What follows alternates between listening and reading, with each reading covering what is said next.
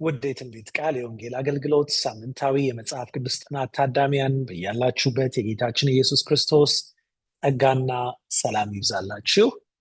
ይህ በየሳምንቱ ይዘን በምንመጣው የመጽሐፍ ቅዱስ ጥናት መርሃ ግብራችን መጽሐፍ ቅዱሳችንን ከጳውሎስ መልእክቶች ወደ ፊልጵስዩስ ሰዎች እና ወደ ቆላስይስ ሰዎች እያጠናን እንዴት እግዚአብሔር ሁሉን በክርስቶስ ኢየሱስ በአንድ ለመጠቅለል ያዘጋጀውን እቅድ እየመረመርን እንገኛለን። ይህ የትምህርታችን 6ኛ ክፍል ሲሆን በክርስቶስ ብቻ መተማመን የሚል ርዕስ አለው።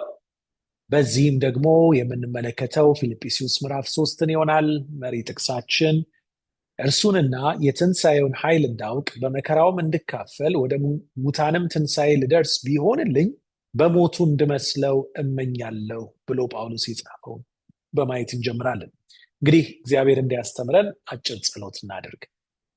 እግዚአብሔር አፍቃሪ አባታችን እናመሰግንሃለን። አንተ በእውነት በቃልህ ሐሳብህን እንድንረዳ መንገድህን እንድናውቅ ለእኛ ወዳዘጋጀልን ወደዛ ወደ ከበረው ወደ በለጠው የህይወት ምዕራፍ ልታሻግረን ከኛ ጋር ስላለ ተመስገን። አሁንም አብረህኑን ተናገረን፣ አስተምረን። ቃልህን ስናጠና የልቦናችንን አይኖች አብራልን፣ በመንገድ ምራን። ተመስገን እንልሃለን በጌታ በኢየሱስ ክርስቶስ ስም አሜን።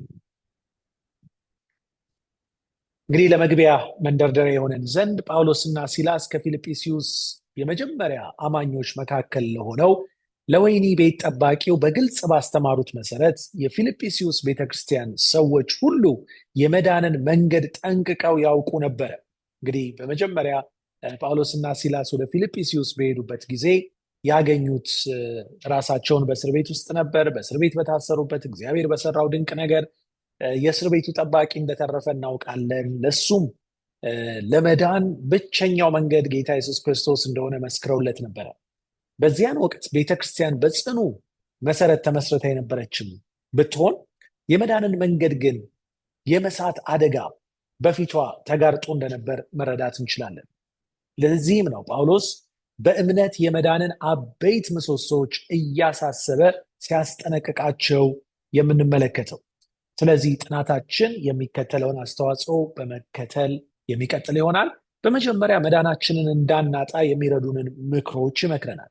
ከኛ ሊርቁ ስለሚገባቸው ነገሮች፣ ልንተዋቸው ስለሚገቡ ጉዳዮች፣ እንደዚሁም አስፈላጊው ጉዳይ ምን እንደሆነ ካሳየን በኋላ በመቀጠል ደግሞ በመዳን ውስጥ ለመቆየት የሚረዱ ምክሮችን ሲለግሰን እናያለን። የክርስቶስን እምነት፣ የክርስቶስን ዕውቀት፣ እነዚህን መያዝ እንደሚያስፈልገን ይመክረናል። እንግዲህ በዚህ መሰረት ወደ ውስጥ ጥናታችን ስንገባ በመጀመሪያ የምናገኘው መዳናችንን እንዳናጣ የሚረዱንን ምክሮች ነው። ከኛ ሊርቁ የሚገባቸው ጉዳዮች አሉ፣ መዳናችን አደጋ ውስጥ እንዳይወድቅ። በፊልጵስዩስ ምዕራፍ 3 ቁጥር 1 እስከ 3 ስናነብ እንደዚህ ይላል። ከዚህ በተረፈ ወንድሞች ሆይ በጌታ ደስ ይበላችሁ። ያንኑ ደግሜ ብጽፍላችሁ እኔ አይሰለቸኝም፣ ለእናንተም ይጠቅማችኋል። ከነዚያ ውሾች ተጠንቀቁ፣ ክፋትን ከሚያደርጉ ስጋን ከሚቆራርጡ ሰዎች ተጠበቁ። እኛ በእውነት የተገረዘን በእግዚአብሔር መንፈስ የምናመልክ በክርስቶስ ኢየሱስ የምንመካ በስጋም የማንታመን ነንና በማለት ሲናገር እናደምጣለን።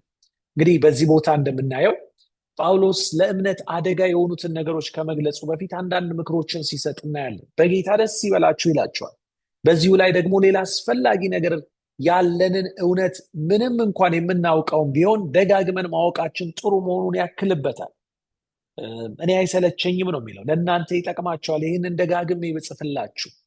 በእርግጥም የእግዚአብሔርን ቃል ደጋግመን ልናስተውል ይገባል። በጌታ ልንደሰት የምንችለው እንዴት ነው?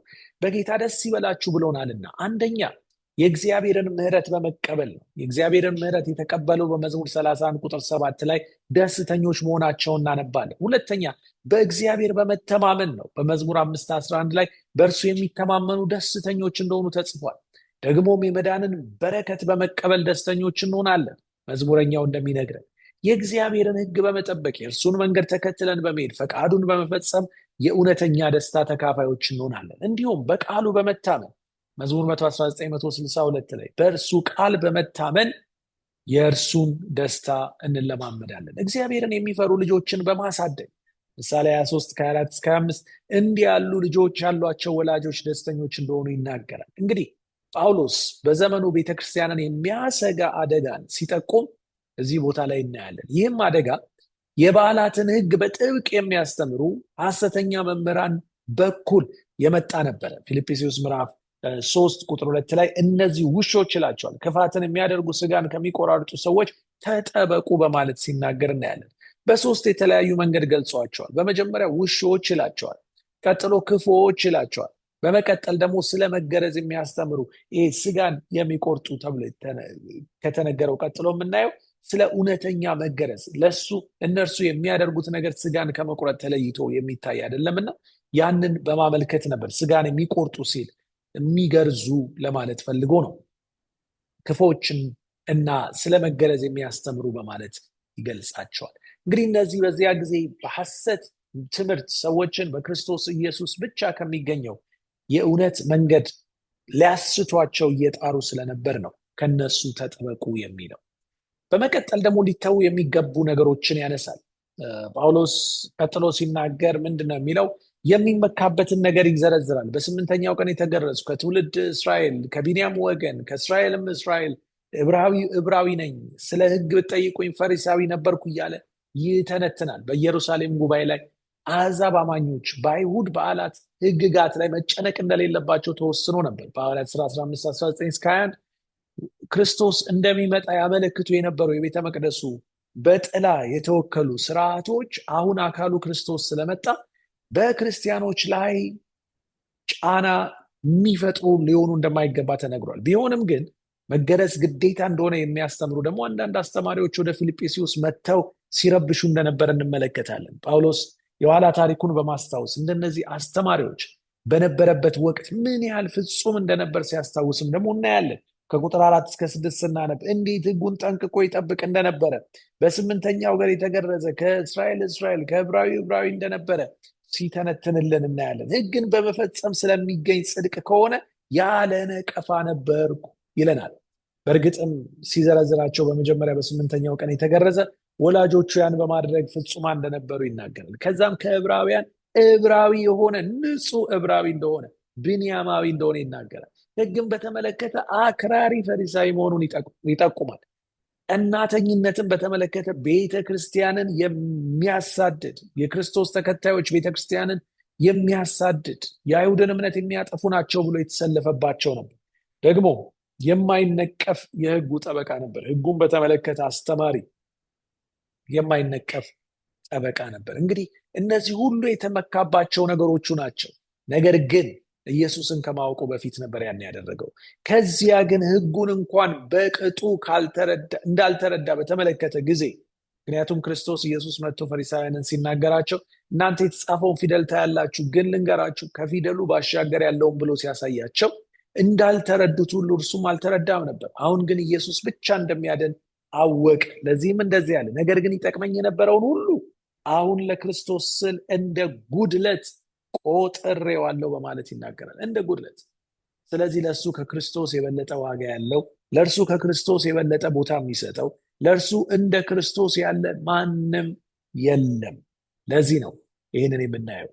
እንግዲህ አስፈላጊው ጉዳይ ምንድን ነው ካልን ሐዋርያው ጳውሎስ በዚሁ በቁጥር 7 ላይ ከተናገረ በኋላ ለእኔ ግን ረብ የሌለውን ያንን ሁሉ ስለ ክርስቶስ ዋጋ የነበረውን አሁን ግን ጉዳት አድርጌ ቆጥሬዋለሁ በማለት ሲናገር እናያለን። ጳውሎስ የቀደመው ሕይወቱን ከአሁኑ ሕይወቱ ጋር በሚዛን ሰፈረው። በአንዱ ሚዛን ጎን እውቀቱን በሙሉ በታዋቂው በገማልኤል ስር የተማረ መሆኑን፣ አስገራሚ የሆኑ የፈሪሳዊነት ስጦታዎቹን አስቀመጠ። እነዚህ ሁሉ የሚያስመኩ ነበሩ። በዚያን ወቅት ሰዎች እንዲህ አይነት ነገር ካላቸው አንቱ የሚባሉ ነበሩ። በሌላኛው ጎን ደግሞ ክርስቶስን ካገኘ በኋላ ያለውን ሕይወቱን አስቀመጠ። ለእርሱ ጥቅም የሆነውን በሙሉ ያን ጊዜ ከንቱ ሆኖ አገኘ። ምክንያቱም ከክርስቶስ ፍቅር ጋር የሚወዳደር ምንም ነገር ስለሌለ ነው። ምን ይላል? ቁጥር 8 ላይ ከዚህ በላይ ለእርሱ ብዬ ሁሉን ነገር የተውኩለትን ወደር የሌለውን ጌታዬን ክርስቶስ ኢየሱስን ከማወቅ ታላቅነት ጋር ሳነጻጽር ሁሉንም ነገር እንደ ጉድለት እቆጥረዋለሁ። ለእርሱ ስል ሁሉን አጥቻለሁ፣ ክርስቶስን አገኝ ዘንድ ሁሉን እንደ ጉድፍ እቆጥራለሁ በማለት ይናገራል። በእርግጥም ለጳውሎስ እንደ ክርስቶስ ያለ ማንም አልነበረም። በሰማይና በአዲስቱ ምድር ለዘላለማዊ ሕይወትን ከማግኘት የሚበልጥ ነገር ምን አለ? ቢሆንም ዓለማዊ ብልጭልጮች ብዙዎች ይህንን እውነታ እንዳያስተውሉ አሳውረዋቸዋል። በምድር አስፈላጊ ተብለው በሚቆጠሩ ነገሮችና ሰማይ ዋጋ በሚሰጣቸው ጉዳዮች መካከል ግልጽ የሆነ ተቃርኖ አለ። ክርስቶስን የሚመስል ባህሪና የነፍስ መዳን የሰማይ ትኩረቶች ናቸው ይላል። እውነት ነው። ስለዚህ እኛም እንደ ጳውሎስ አስፈላጊ ወደሆነ ጉዳይ ፊታችንን ልናዞር፣ ከሁሉ የሚበልጠውን በእጃችን ልንጨብጥ፣ በዛም መንገድ በመጓዝ እርሱ የሚሰጠንን ያን የዘላለም ሕይወት ለማግኘት የተጋን የበረታን ልንሆን ያስፈልጋል። ምንድነው አስፈላጊው ነገር? ክርስቶስ ወደር የሌለው አቻ የሌለው በማንም አምሳያ እኩያ የሌለው ክርስቶስ ነው። እርሱን ካገኘን ሁሉን ብናጣ እንኳን ከትርፍም በላይ ትርፋማ እንደሆን እናያለን። እንግዲህ በመዳን ውስጥ ለመቆየት የሚረዱ ምክሮችን ደግሞ ቀጥሎ ጳውሎስ ሲመክር እናያለን።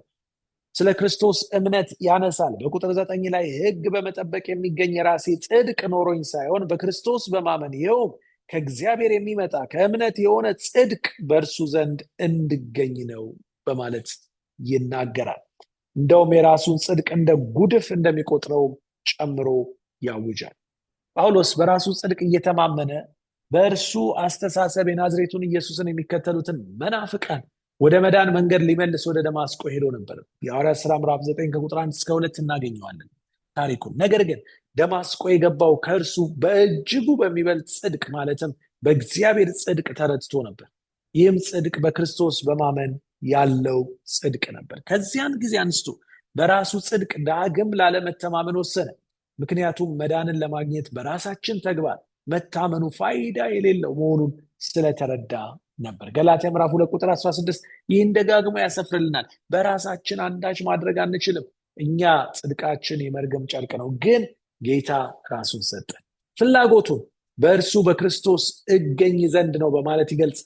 ይህ ምንን ያመለክታል? በእርሱ መገኘት የሚለው ምን ማለቱ ነው ያለን እንደሆነ በአንደኛ ቆሮንቶስ ምዕራፍ 1 ቁጥር 30 መሰረት በክርስቶስ መሆን ማለት በእምነት ጸድቀን መንፈሳዊ አስተሳሰባችን ወይም ጥበባችን ከሚጸነስበት ወቅት ጀምሮ ከዚያም በኋላ ለሰማይ በምናደርገው ዝግጅት በቅድስናና በመጨረሻም በዳግም ምጽአት ውስጥ ከምንከብርበት ጊዜ ድረስ ያለውን አጠቃላይ የመዳን እቅድን የሚጠቀልል እንደሆነ እንመለከታለን። ስለዚህ በክርስቶስ እገኝ ዘንድ የሚለው አዎ ለኃጢአቴ ይቅርታን ለመቀበል፣ አሁንም ደግሞ ላለብኝ ድካም አሸናፊ ለመሆን፣ በመጨረሻም ደግሞ የሚበሰብሰው የማይበሰብሰውን ለመልበስ የምችልበት ነው የሚለውን መረዳት እዚህ ጋር እናገኛለን። ቀጥለን የምናየው የክርስቶስን እውቀት ነው። ሐዋርያው ጳውሎስ እንደዚህ ይላል ቁጥር 10 እና 11 ላይ ክርስቶስንና የትንሣኤውን ኃይል እንዳውቅ በስቃዩ ተካፋይ እንደሆንና በሞቱም እርሱን እንድመስል እመኛለሁ፣ ለሙታን ትንሣኤም እንድደርስ እናፍቃለሁ በማለት ይናገራል።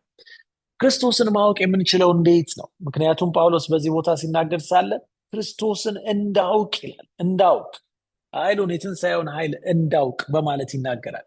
ክርስቶስን የምናውቀው ቃሉን ስናጠና ነው። በቃሉ በኩል ነው ክርስቶስ ኢየሱስ ራሱን የሚገልጥልን፣ ማንነቱን የሚያስረዳን፣ ለእኛም ያለውን ሐሳብና ፈቃዱን በሙላት የሚገልጥልን።